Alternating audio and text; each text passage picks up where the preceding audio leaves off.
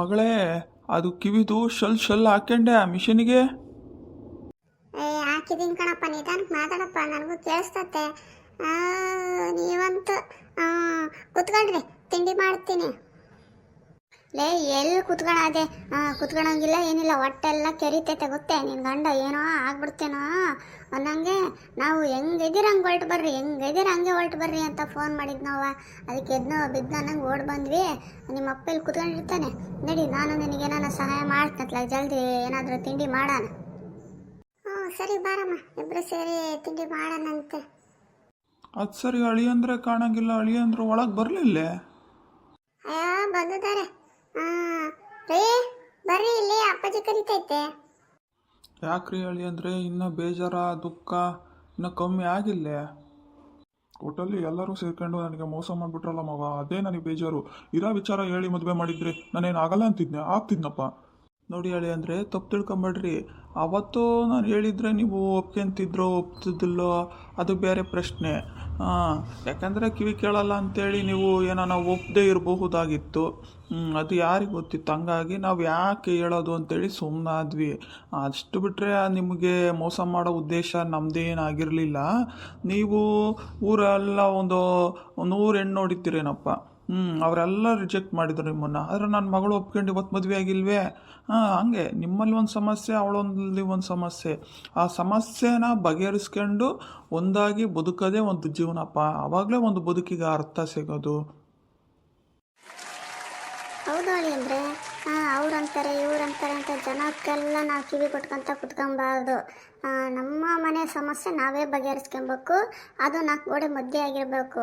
ಬೀದಿಗೆ ನಿಂತು ಬಾಯಿ ಮಾಡೋದು, ಹಂಗೆ ಹಿಂಗೆ ಅಂತ ಇದು ಮಾಡೋದು ಮಾಡ್ಕೊಂತ ಹೋದರೆ ನಾವೇ ಉಗ್ರ ಆಗೋದಪ್ಪ. ಹಂಗೆಲ್ಲ ಮಾಡಬಾರ್ದು. ಅವಳಿಗೆ ಕಿವಿ ತೋರಿಸಿದ್ದೀವಿ, ಡಾಕ್ಟ್ರ್ ಹತ್ರ ಎಲ್ಲ ತೋರಿಸಿದ್ದೀವಿ. ಆದರೆ ಸ್ವಲ್ಪ ಏನು ಮಾಡ್ತೀರಾ, ಅದು ಏನು ಪರಿಹಾರ ಇಲ್ಲ, ಆಪ್ರೇಷನ್ ಮಾಡಿಸ್ಬೇಕು ಅಂದ್ರೆ ನಾವು ಆಪ್ರೇಷನ್ ಮಾಡಿಸಿದ್ರೆ ಏನೋ ತೊಂದರೆ ಆಗುತ್ತೇನೋ ಅಂದ್ಕೊಂಡು ಸುಮ್ಮನಾಗಿದ್ವಿ. ನೋಡೋಣ, ಇನ್ನೂ ಸ್ವಲ್ಪ ಯಾರನ್ನ ಒಳ್ಳೆ ಡಾಕ್ಟ್ರ್ ಹತ್ರ ನೋಡಿ ತೋರ್ಸೋಣ, ಸರಿ ಮಾಡ್ಸೋಣ, ಆಯಿತಾ? ಈಗ ನಿಮ್ಮ ಸಮಸ್ಯೆ ಏನಾನ ಬಗೆಹರ್ಸೋಕ್ಕಾಗತ್ತಾ? ನೀವು ನೋಡಪ್ಪ ಇಷ್ಟೇ ಇದ್ದೀರಾ. ನನ್ನ ಮಗಳಿಗೂ ನಿಮಗೂ ಈಡು ಜೋಡೆ ಅಲ್ಲ. ಆದರೂ ನಾವು ಕೊಟ್ಟು ಮದುವೆ ಮಾಡಿಲ್ವೇ? ನನ್ನ ಮಗಳು ಹೊಂದಾಣಿಕೆ ಮಾಡ್ಕೊಳಲ್ವೇ? ಹಂಗೆ ಕಣಪ್ಪ, ಏನೂ ಆಗಲ್ಲ. ಇಷ್ಟಕ್ಕೆಲ್ಲ ಬೇಜಾರು ಮಾಡ್ಕೊಂಬೇಡ, ಆರಾಮ ಖುಷಿಯಾಗಿರು. ಸರಿ ಅತ್ತೆ ಮಾವ, ನಂದು ತಪ್ಪಾಯ್ತು. ಇನ್ನು ಮುಂದಕ್ಕೆ ನಾನು ಚೆನ್ನಾಗೆ ಜೀವನ ಮಾಡ್ತೀನಿ. ಯಾರು ಏನಾನ ಇಲ್ಲಿ ನಾನು ತಲೆ ಕೆಡಿಸ್ಕೊಳಲ್ಲ. ನಾನು ಹೇಳ್ತೀನಿ ನನಗೆಲ್ಲ ಆಯಿತು. ಹಿಂಗೆ ಮಾತಾಡ್ತೀನಿ ನಿಂತ್ಕೊಂತೀರಾ, ಏನು ಮಾಡ್ತೀರಾ? ಬರ್ರಿ ಹೋಗೋಣ. ಬಾರಮ್ಮ, ನನಗೆ ತಿಂಡಿಗೆ ಹೆಲ್ಪ್ ಮಾಡು. ಅಷ್ಟೊತ್ತಿಗೆ ಊರೋಗಿ ಮಟನು ಚಿಕನು ಏನಾದ್ರು ತಗೊಂಬರ್ತಾರೆ. ಅಯ್ಯೋ ಒಂದ್ಸರು ನಗು ಮರಯ್ಯ, ಯಾಕೆ ಹಿಂಗೆ ಮಕ್ಕ ಗಂಟಾಕೊಂಡಿದೆಯಲ್ಲ, ನಗಬಾರ್ದೆ ತೀರಾ. ಇದಪ್ಪ ಬುದ್ಧಿವಂತರ ಲಕ್ಷಣ ಅಂದರೆ. ಹಿಂಗೆ ನಕ್ಕಂತ ಯಾವಾಗಲೂ ಖುಷಿಯಾಗಿರೋ. ಅಳಿಯಂದರೆ ಏನು ತಪ್ಪು ತಿಳ್ಕೊಳಲ್ಲಂದರೆ ಒಂದು ಮಾತು ಕೇಳಲೆ. ಏನು ಮಾವ ಅದು? ಏನು ಹೇಳ್ರಿ, ಅದರಲ್ಲಿ ಏನು ತಪ್ಪು ತಿಳ್ಕೊಳ್ಳೋಂಥದ್ದು ಏನಿರುತ್ತೆ?